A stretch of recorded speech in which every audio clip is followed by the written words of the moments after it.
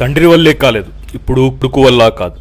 22 పాటు సభా సంఘాల నుండి మంత్రుల కమిటీలు, సబ్ కమిటీల వరకు వేయించి, ఏసీబీ కోర్టు నుంచి సుప్రీంకోర్టు దాకా కేసులు వేయించి తెలుగుదేశం అధినేత నారా చంద్రబాబు నాయుడును ఇబ్బంది పెట్టాలని చూశారు. కానీ చంద్రబాబుపై ఒక్క ఆరోపణ కూడా రుజువు చేయలేకపోయారు. ఎందుకంటే నిజాయితీ నిప్పు వంటిది, దానికి చెదలు పట్టించడం ఎవరి వల్ల కాదు. అయినా వైఎస్ కుటుంబం ఆ ప్రయత్నం మానుకోవట్లేదు. వైఎస్ రాజశేఖర రెడ్డి, విజయమ్మ విఫలమయ్యాక ఇప్పుడు వారి కొడుకు జగన్ రెడ్డి చంద్రబాబుకు అవినీతి మరక అంటించేందుకు వృధా ప్రయత్నం చేస్తున్నాడు. ఒక్కసారి గతంలోకి వెళ్తే వైఎస్ కుటుంబం ఈ ప్రయత్నాల్లో ఎలా భంగపడింది తెలుసుకోవచ్చు. చంద్రబాబుపై 1999 నుంచి కేసుల పర్వం మొదలైంది. కేసు 1 సంవత్సరం 1999.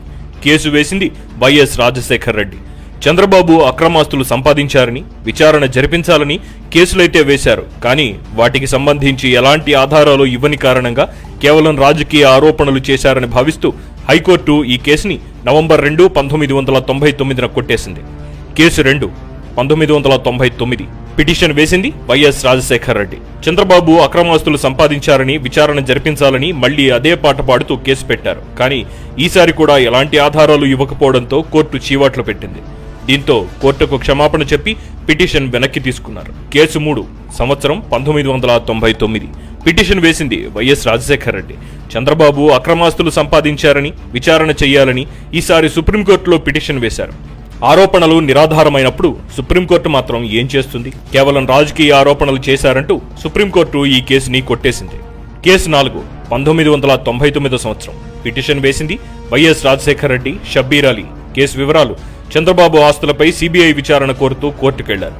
నిరాధార ఆరోపణలు అంటూ కోర్టు చీవాట్లు పెట్టేసరికి కోర్టుకు క్షమాపణ చెప్పి పిటిషన్ వెనక్కి తీసుకున్నారు. కేసు 5 సంవత్సరం 1999. పిటిషన్ వేసింది వైఎస్ రాజశేఖర రెడ్డి, నంది ఎల్లయ్య.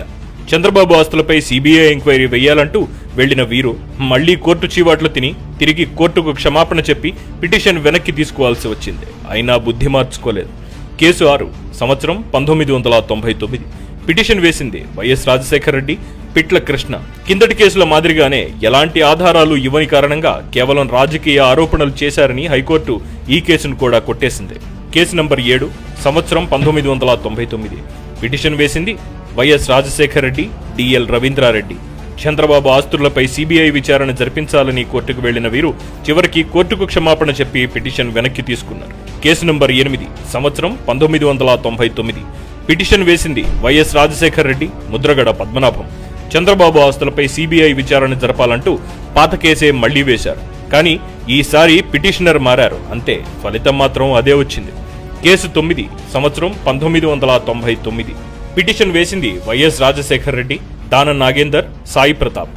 చంద్రబాబు ఆస్తులపై సిబిఐ ఎంక్వైరీ వేయాలని అదే కేసును ఈసారి వేరే పిటిషనర్లతో వేయించారు. ఈ కేసును కూడా హైకోర్టు కొట్టేసింది. మీరొకటి గమనించారా?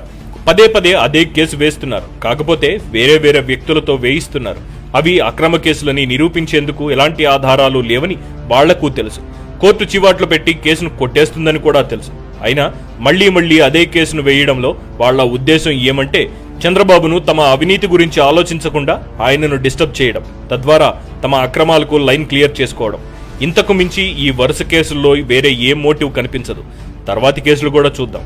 కేసు నెంబర్ 10 సంవత్సరం 1999. పిటిషన్ వేసింది వైఎస్ రాజశేఖర రెడ్డి, సురేష్ రెడ్డి, జీవన్ రెడ్డి, ఆనం వివేకానంద రెడ్డి మరియు 14 మంది కాంగ్రెస్ నేతలు. ఇది కూడా సేమ్ కేసు. చంద్రబాబు ఆస్తులపై సిబిఐ ఎంక్వైరీ వేయాలంటూ పిటిషన్. ఫలితం కూడా అదే వచ్చింది. ఎలాంటి ఆధారాలు ఇవ్వని కారణంగా కేవలం రాజకీయ ఆరోపణలు చేశారని భావిస్తూ హైకోర్టు ఈ కేసుని కొట్టేసింది. కేసు నెంబర్ 11 సంవత్సరం 2000. పిటిషన్ వేసింది వైఎస్ రాజశేఖర రెడ్డి. ఈసారి హెరిటేజ్ ఫుడ్స్ పై పడ్డారు. సిబిఐ ఎంక్వైరీ చేయించాలన్నారు. ఈ కేసును కూడా హైకోర్టు కొట్టేసింది. కేసు 12 సంవత్సరం 2001. పిటిషన్ వేసింది వైఎస్ రాజశేఖర రెడ్డి. ఈసారి సీను ఢిల్లీకి మారింది. చంద్రబాబు ఆస్తులపై సెంట్రల్ విజిలెన్స్ కమిషన్ చేత దర్యాప్తు చేయించాలంటూ ఢిల్లీ హైకోర్టులో పిటిషన్ దాఖలు చేశారు. ఇక్కడ కూడా సరైన ఆధారాలు లేని కారణంగా ఢిల్లీ హైకోర్టు ఈ కేసుని కొట్టేసింది. కేసు నెంబర్ 13 సంవత్సరం 2003. పిటిషన్ వేసింది కన్నా లక్ష్మీనారాయణ. కేసు వివరాలు: చంద్రబాబు ఆస్తులపై సిబిఐ ఎంక్వైరీ వేయాలంటూ ఎనిది అదే మాట. సుప్రీంకోర్టులో పిటిషన్ వేస్తే ఎలాంటి ఆధారాలు లేకపోవడంతో కోర్టు చీవాట్లు పెట్టింది. కోర్టుకు క్షమాపణ చెప్పి పిటిషన్ వెనక్కి తీసుకున్నారు. కేసు 14 సంవత్సరం 2004. పిటిషన్ వేసింది కన్నా లక్ష్మీనారాయణ. సుప్రీంకోర్టు చివాట్లు పెట్టినా బుద్ధి తెచ్చుకోకుండా చంద్రబాబు ఆస్తులపై సిబిఐ ఎంక్వైరీ వేయాలంటూ మళ్లీ హైకోర్టుకు వెళ్లారు. ఇందులో రాజకీయ దురుద్దేశం కనిపిస్తోందంటూ హైకోర్టు ఈ కేసుని కొట్టేసింది. కేసు నంబర్ 15 సంవత్సరం 2005 పిటిషన్ వేసింది లక్ష్మీపార్వతి. చంద్రబాబు ఆస్తులపై విచారణ కోరిన లక్ష్మీపార్వతి కూడా కోర్టుకు ఎలాంటి ఆధారాలు చూపించలేకపోవడంతో హైకోర్టు ఈ కేసుని కొట్టేసింది. కేసు నంబర్ 16 సంవత్సరం 1997 పిటిషన్ వేసింది రెడ్యానాయక్. హైదరాబాద్లోని ఎన్టీఆర్ ట్రస్ట్ భవన్కు ఇచ్చిన స్థలంపై విచారణ జరిపించాలన్న ఈ కేసు నిరాధారమైనదని అంటూ హైకోర్టు ఈ కేసుని కొట్టేసింది. కేసు నంబర్ 17 పిటిషన్ వేసింది రెడ్యానాయక్. హైదరాబాద్లో ఎన్టీఆర్ ట్రస్ట్ భవన్కు ఇచ్చిన స్థలంపై విచారణ చేయాలన్న కేసును హైకోర్టు కొట్టివేయడంతో ఈసారి సుప్రీంకోర్టుకు వెళ్లారు. ఎలాంటి ఆధారాలు లేకపోవడంతో సుప్రీంకోర్టు ఈ కేసుని కొట్టేసింది. కేసు నంబర్ 18 సంవత్సరం 2003 పిటిషన్ వేసింది కృష్ణకుమార్ గౌడ్. మద్యం కొనుగోళ్లపై చంద్రబాబు మీద చర్యలు తీసుకోవాలని కోర్టుకు వెళ్లారు. 1993-94లోని అప్పటి కాంగ్రెస్ ప్రభుత్వం ఫిక్స్ చేసిన రేట్లే 1999-2000 వరకు కొనసాగాయని, అప్పటి కాంగ్రెస్ ప్రభుత్వాన్ని ఇంప్లీట్ చేయకుండా కేవలం తెలుగుదేశం ప్రభుత్వంపై ఆరోపణలు చేయడం రాజకీయ దురుద్దేశం అని పేర్కొంటూ కోర్టు కేసు కొట్టేసింది. కేసు నంబర్ 19 సంవత్సరం 2003 పిటిషన్ వేసింది కృష్ణకుమార్ గౌడ్. మద్యం కొనుగోళ్లపై చంద్రబాబు మీద చర్యలు తీసుకోవాలంటూ ఈసారి సుప్రీంకోర్టుకు వెళ్లారు. సరైన ఆధారాలు చూపకపోవడంతో సుప్రీంకోర్టు ఈ కేసుని కొట్టేసింది. కేసు నంబర్ 20 సంవత్సరం 2011 పిటిషన్ వేసింది ఎల్లారెడ్డి. ఎంఆర్ ప్రాపర్టీస్ లో చంద్రబాబు పాత్రపై విచారణ చేయించాలంటూ కోర్టుకు వెళ్లారు.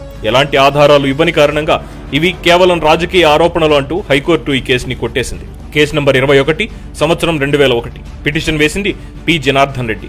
సోమశేఖర్ కమిషన్ కొనసాగించి చంద్రబాబుపై విచారణ జరిపించాలని పిటిషనర్ కోరగా 1999 తరువాత సోమశేఖర్ కమిషన్ కొనసాగించాల్సిన అవసరం లేదు అంటూ హైకోర్టు ఈ కేసుని కొట్టేసింది. కేసు నంబర్ 22 సంవత్సరం 2004 పిటిషన్ వేసింది పాల్వాయి గోవర్ధన్ రెడ్డి. ఐఎంజీ భూముల్లో కుంభకోణం జరిగిందని చంద్రబాబుపై విచారణ జరిపించాలని ఏసీబీ కోర్టులో పిటిషన్ వేశారు. అందుకు ఆధారాలు లేవంటూ ఏసీబీ కోర్టు ఈ కేసుని కొట్టేసింది. కేసు నంబర్ 23 సంవత్సరం 2004 పిటిషన్ వేసింది పాల్వాయి గోవర్ధన్ రెడ్డి. ఐఎంజీ భూముల విషయమై ఈసారి హైకోర్టులో పిటిషన్ వేశారు. రాష్ట్రంలో స్పోర్ట్స్ ఇన్ఫ్రా పెంచడానికి భూములు ఇస్తే ఇందులో పబ్లిక్ ఇంట్రెస్ట్ లిటిగేషన్ ఏముంది అంటూ కోర్టు ఈ కేసుని కొట్టేసింది. కేసు నంబర్ 24 సంవత్సరం 2012 పిటిషన్ వేసింది వైఎస్ విజయమ్మ. చంద్రబాబు ఆస్తులపై సిబిఐ ఎంక్వైరీ వేయాలని చేసిన ఆరోపణలనే మళ్లీ చేస్తూ ఎలాంటి ఆధారాలు ఇవ్వకుండా వేసిన ఈ కేసుని మీరు వెనక్కి తీసుకుంటారా, మమ్మల్ని ఆదేశాలు ఇవ్వమంటారా అని కోర్టు ఆదేశించడంతో పిటిషన్ వెనక్కి తీసుకున్నారు విజయమ్మ. ఆధారాలు లేకున్నా పదే అదే ఆరోపణలు చేస్తూ కోర్టుకు వెళ్లడం వెనక వీళ్ల ఉద్దేశం ఒకటే, కేవలం చంద్రబాబుని ఇబ్బంది పెట్టడం, తమ అవినీతి మకిలిని చంద్రబాబుకు అంటించడానికి ప్రయత్నాల మీద ప్రయత్నాలు చేయడం, ఆరోపణలు చేయడం తప్ప ఆధారాలు చూపించలేని దద్దమ్మలు ఇప్పుడు కూడా అదే అక్రమ కేసులను మళ్లీ పెడుతున్నారు. అమరావతి భూముల విషయమై ఎలాంటి ఇన్సైడర్ ట్రేడింగ్ కానీ అక్రమాలు కానీ జరగలేదని హైకోర్టు ఒకసారి చెప్పాక అదే విషయమై మళ్లీ కేసులు పెట్టడం ఏంటి? తండ్రి చేసిన తప్పులనే కొడుకు చేస్తూ ఉండొచ్చుగాక. అంత మాత్రాన చంద్రబాబుకు సంబంధించి వెంట్రుకపాటి అవినీతిని కూడా వీళ్లు నిరూపించలేరు. ఎందుకంటే చంద్రబాబు ఎన్నటికీ అవినీతికి పాల్పడరు. ఎందుకంటే సింహం ఎప్పటికీ గడ్డి తినదు.